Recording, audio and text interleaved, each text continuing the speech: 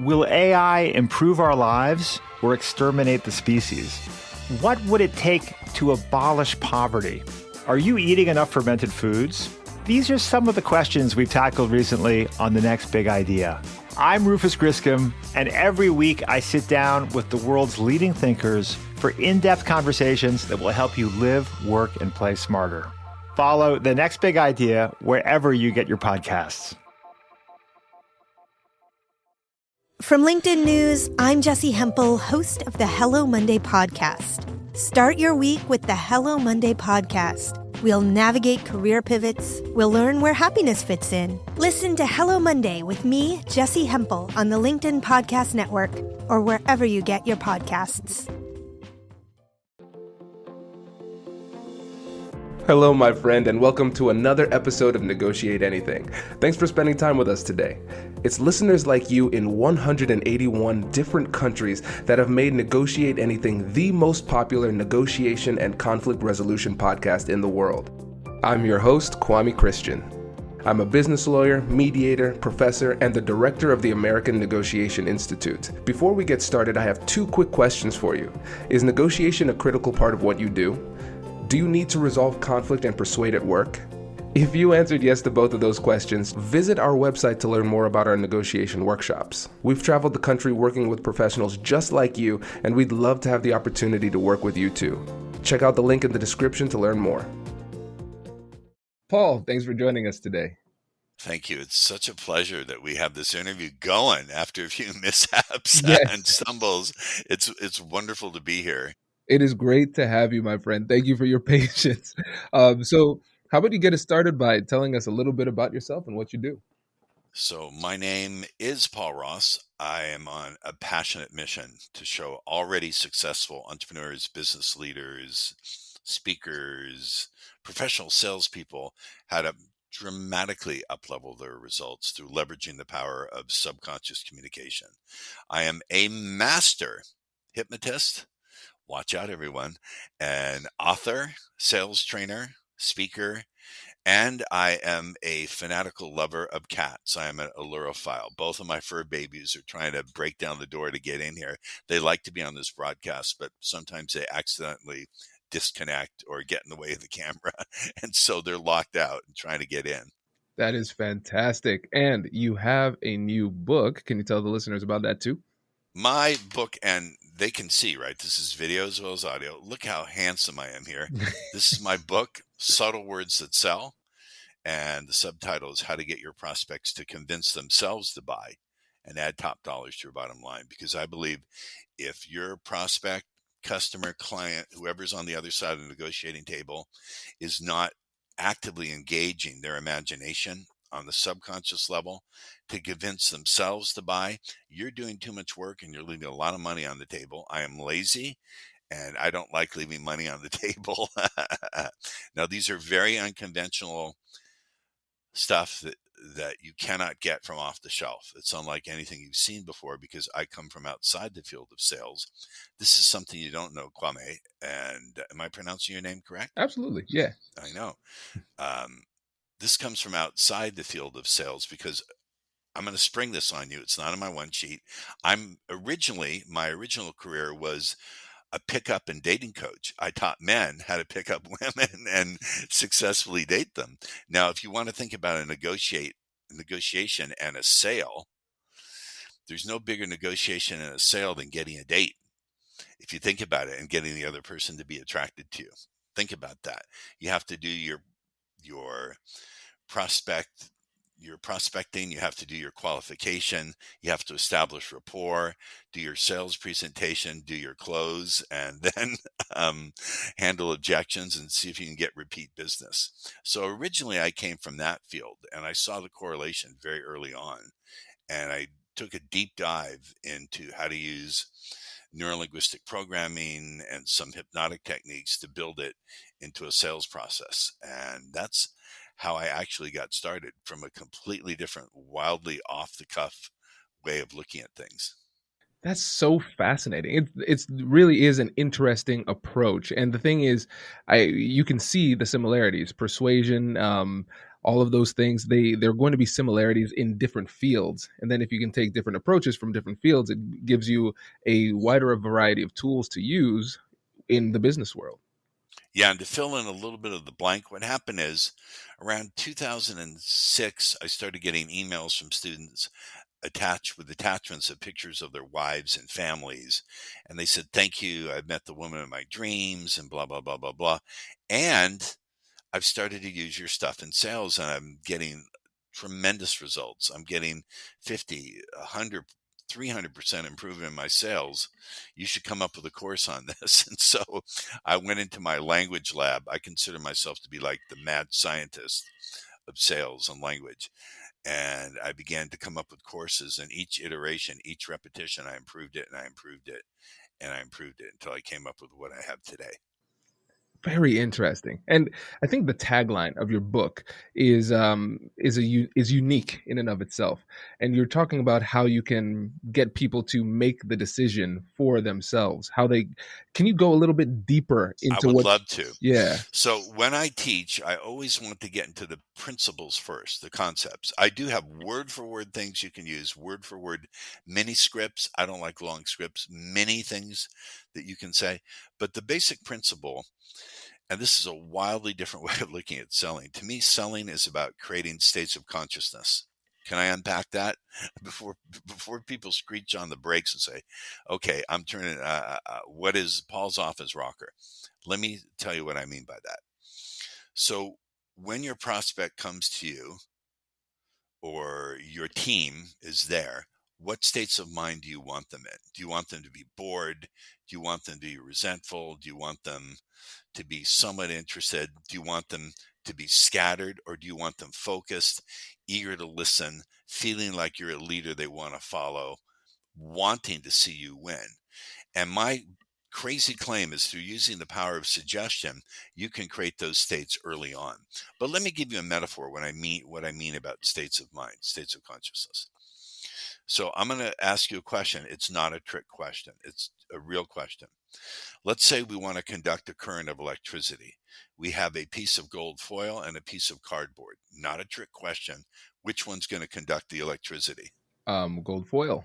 The gold foil. We know this instinctively, naturally, and from our experience. So consider your words, your message, whatever you're negotiating, to be the electricity, but the state of mind of the person who's receiving it to be like that gold foil or the cardboard. How do you get them in those gold foil states of focus and believing in you, believing that they can make a good decision? Because there's two problems we're facing nowadays. And one thing I don't do is I don't come along with people I work with who are already high achievers. That's who I work with.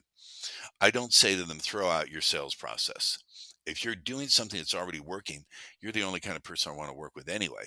But what I'm saying is when you drop in these concepts and the use of subconscious language, you'll see a tremendous amount of improvement in your sales. But let's get back to these states. There's two big challenges you face that weren't there, that traditional sales techniques don't cover.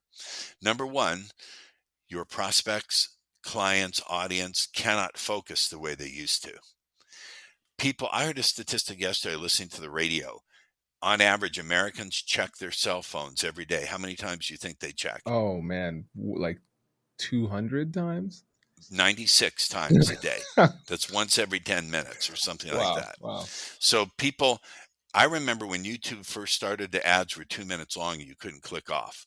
Now you have 15 seconds, I think, to get people's attention.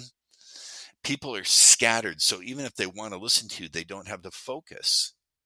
They just don't have it. And the second thing is people nowadays, yes, you have to get people to know, like, and trust you. That's still true. But you don't have a lot of time to do it because they're unfocused. And second problem is people don't trust their own ability to make good decisions because they have too many options. So it leads to what we call decision fatigue. Do you understand? And second, a lot of our institutions, people's trust in government and big business and banks, etc., has deteriorated, and probably for good reason. So nowadays, you've got to establish focus. You've got to get them to trust you quickly because they don't have the focus. And you've got to get them to trust themselves to make a good decision. And my claim is the only way you can do that is through communicating with the subconscious mind. You can't do it through facts, data, reasons, and traditional sales techniques. If you do use traditional sales techniques, you're going to make the sales cycle much longer than it needs to be. Because what are we looking for ultimately as salespeople, leaders, whatever? We're looking to close more deals, close bigger deals, and do them faster. And what I'm saying is traditional techniques. The other problem with traditional techniques is your competition is doing them. So your prospects probably heard them. And a tactic identified is a tactic disarmed. And your prospects are hip to them. No one minds actually. See, people say that traditional teachings are people don't like to be sold. I think people love to be sold. They don't like the perception that they're being sold.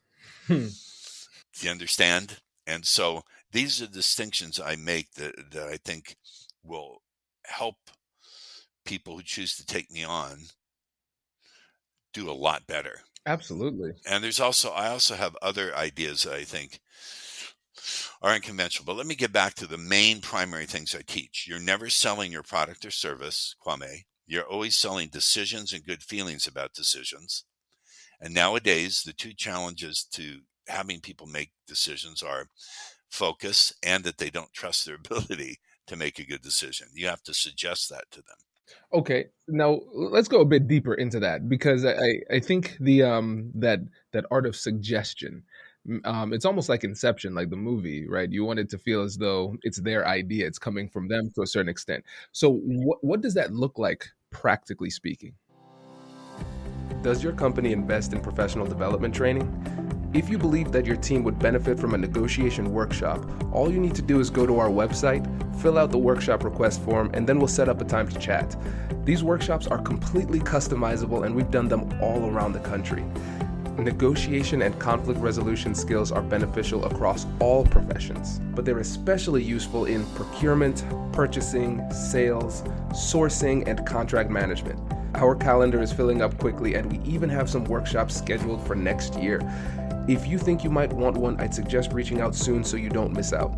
Check out the link in the description to learn more. And now, back to the show. Brace the rudders! Raise the sails! Raise the sails! Captain, an unidentified ship is approaching. Over. Roger. Wait, is that an enterprise sales solution? Reach sales professionals, not professional sailors. With LinkedIn ads, you can target the right people by industry, job title, and more. We'll even give you a $100 credit on your next campaign. Get started today at linkedin.com/marketer. Terms and conditions apply.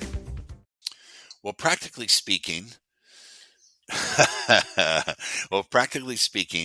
it involves, let me give you one more tool, one more concept, and I'll give you the tool.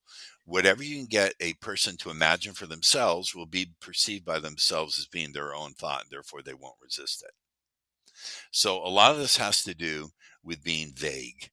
So if I were giving a presentation, I made, instead of talking about myself or telling a joke or story or telling people specifically what they're going to learn, I'll get there. But first I want to start with saying, before we begin this exploration together of the world of subconscious communication, I'm not sure all the points you'll stop and think to yourself, this is really fascinating. I got to learn more. But as that's taking place, I just want to please encourage you to share the questions that naturally arise when a great decision is being made. Now, Kwame, did I say anything specific? No. It was all general, but I was also putting in suggestions. I said, I don't know all the places. When I say I don't know all the places, what does that imply? That you know a good amount or at least some of the places. That it implies that there's going to be many places. I didn't say it. I don't know all the places you'll stop and feel a growing fascination at what it is you're learning. I actually I just throw in the suggestion embedded in what seems like a normal sentence. Do you understand? For them to feel a growing fascination. I just put it in there. Now, this may seem like it's wildly crazy, like it's gobbledygook, but it actually works. it actually works. So I'm creating those states of fascination. And then I said something else. I encourage you to share the questions. Did I say ask the questions? Hmm. What's the difference between sharing and asking? Sharing, and when I'm thinking about this, it sounds like if you're sharing something, you're doing it for the benefit of other people. If you're asking, it's more for the benefit of yourself. That's correct. And also, when you ask a question, it's something you're doing to someone. When you share a question, it's something you're doing with someone, which implies a relationship. It's Hmm. what I call an implied relationship word. That's fascinating. Okay. This is really interesting. So just recapping, you're in being intentionally vague but creating the mental state by in that example, you're talking about the growing sense of fascination. You're letting them know that there are more places, like different things to explore here, and then also saying, using the term share versus ask to create that feeling of collaboration. You're in it with me. And I'm assuming that the mystique that you're creating by not being direct or precise, by being intentionally vague, that stimulates a little bit of focus because now they're curious. And then by using the share versus ask, you're building a little bit of trust because you're Wow, bringing them you together. get this. Have you studied neurolinguistic programming before? A wee bit. A lot bit, I would say. And here's the thing. Traditional sales says always make the message clear. I'm saying no. In the beginning, make the message deliberately unclear.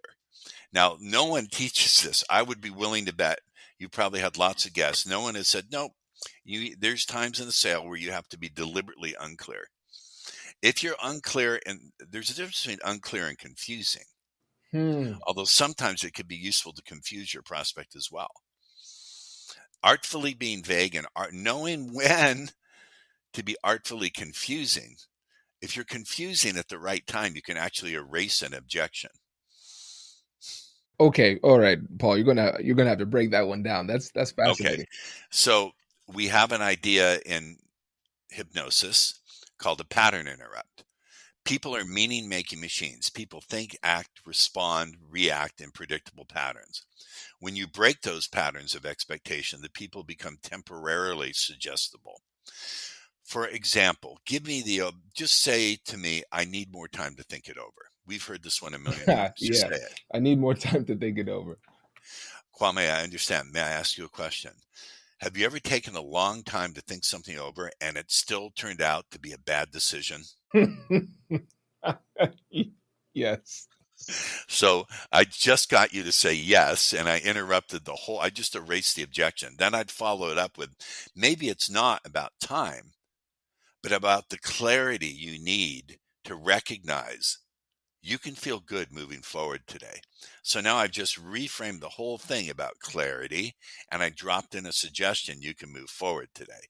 Wow.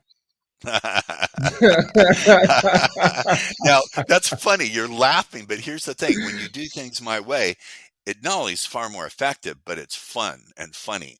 My clients routinely tell me, Paul, the first few times I tried this, I was convinced it wouldn't work. And when it worked, I had to bite my cheeks to stop from laughing out loud. Wow. Yeah, it's fascinating because when you think about it, again, there are predictable patterns of psychology that we all share, and what you're doing is you're tapping into those and building strategies around them.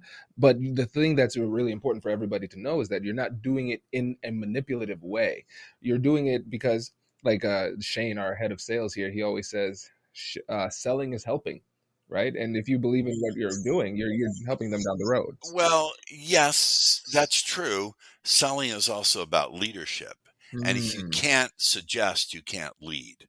If you can't lead, you can't be of service.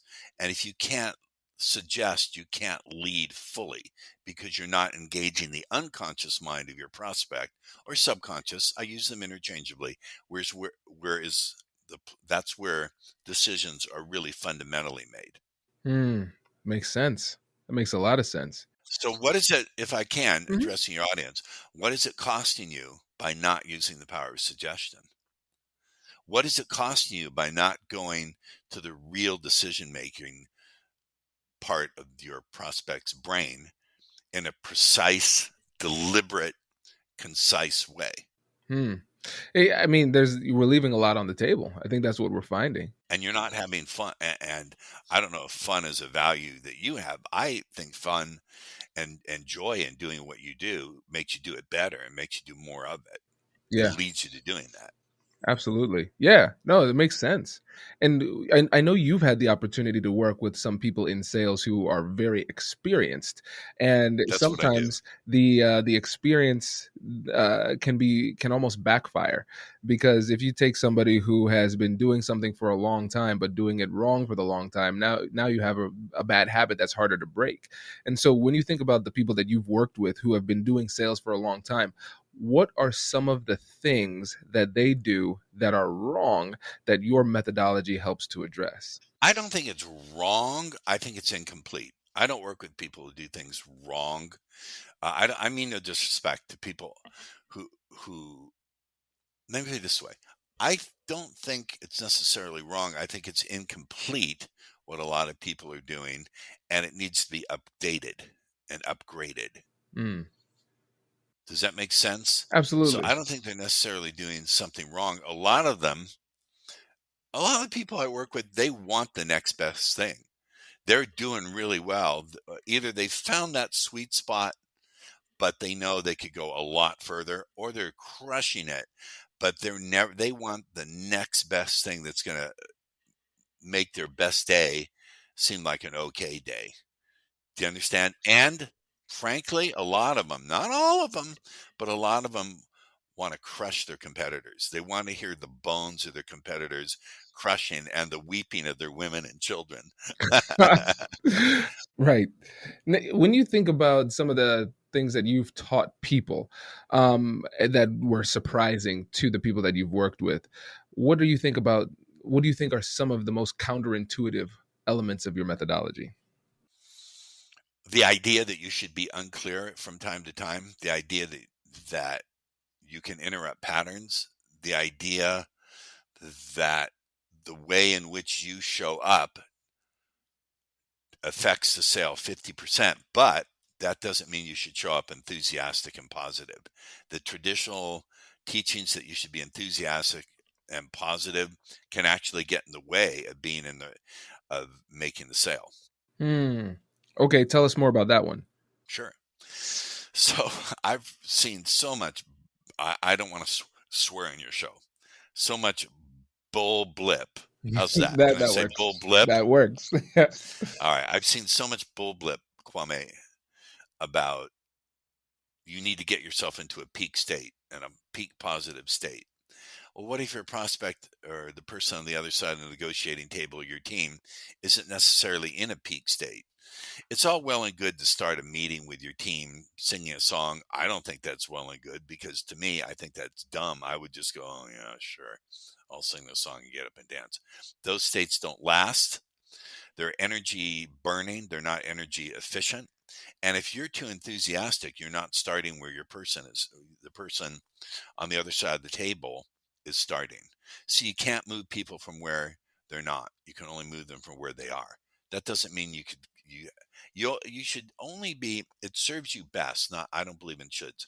It serves you best to be just a little more energetically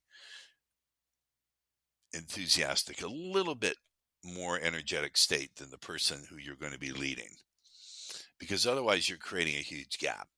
Another one that's a bad one is the idea that if you get kicked really hard, you should just leap back up again in a positive state.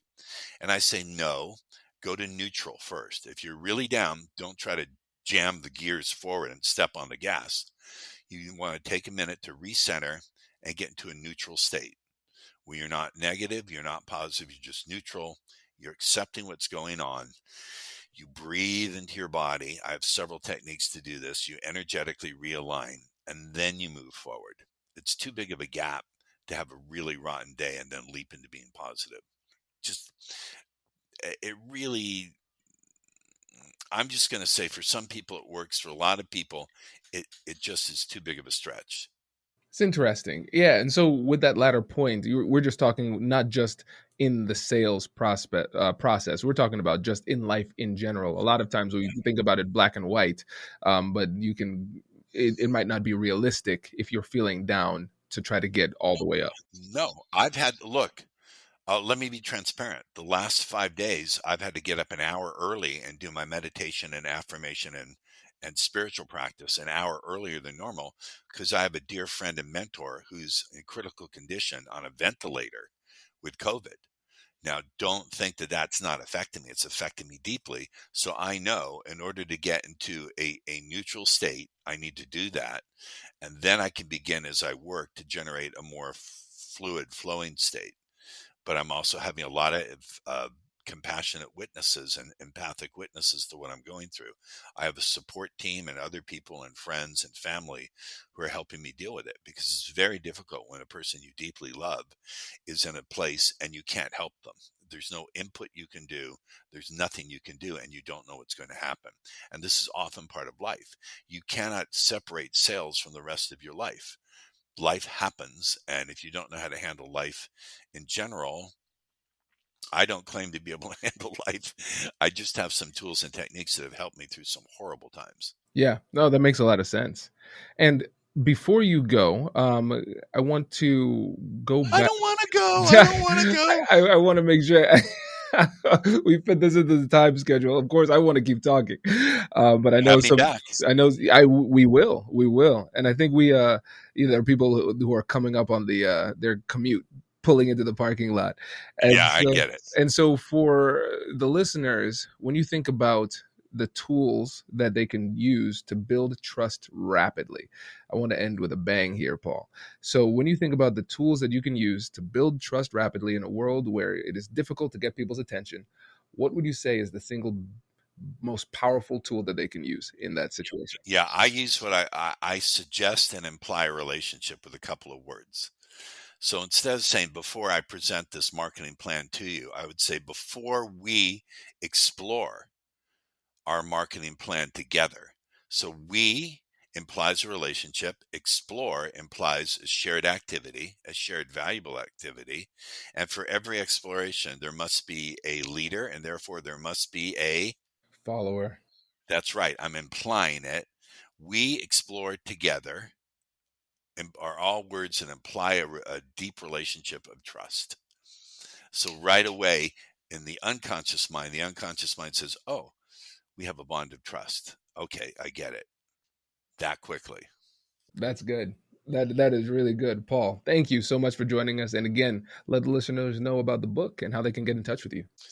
Well, I would say text the word compel, COMPEL, to 411-321. That's 411-321 to receive the power of invisible influence and other resources that will show you how to leverage the power of subconscious communication to radically up-level your sales results. Fantastic. Everybody, the link will be in the description below.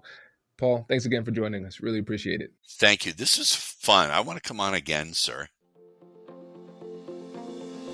Congratulations, you've just joined an elite club. By listening to a full episode, you're now officially on the Negotiate Anything team. So welcome aboard. What most team members do is they subscribe to the podcast because that allows them to automatically get the latest episodes of the show.